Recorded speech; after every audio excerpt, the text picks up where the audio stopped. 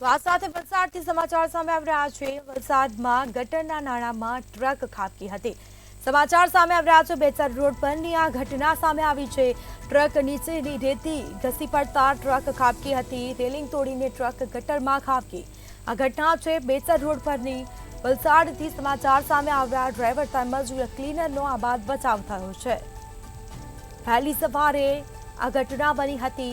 ઘટના પગલે લોકોના ટોળા એકઠા થયા હતા। તો ડ્રાઈવર તેમજ ક્લીનરનો આબાદ બચાવ થયો છે।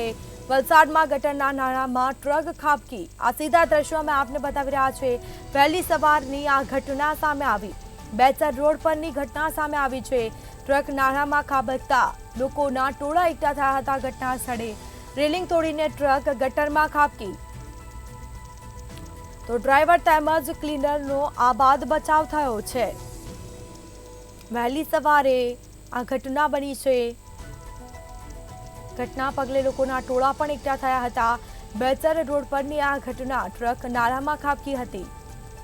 વલસાડમાં ગટરના નાળામાં ટ્રક ખાબકતા ઘટના પગલે લોકોના ટોળા એકઠા થયા। સદનસીબે કોઈ જાનહાનિ થઈ નથી। ડ્રાઈવર તેમજ ક્લીનરનો આબાદ બચાવ થયો છે।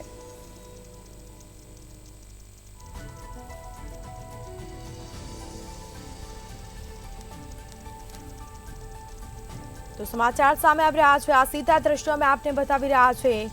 બેચર રોડની આ ઘટના સામે આવી છે।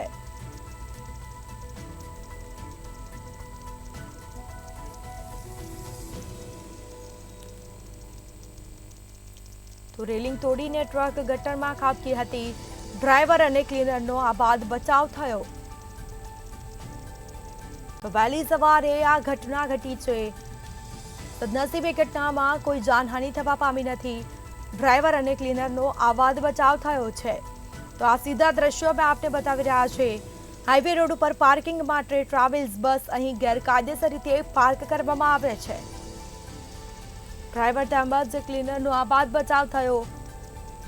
વહેલી સવારે આ ઘટના બની। ઘટના પગલે લોકોના ટોળા પણ એકઠા થયા। આ સીધા દ્રશ્યો અમે આપને બતાવી રહ્યા છે।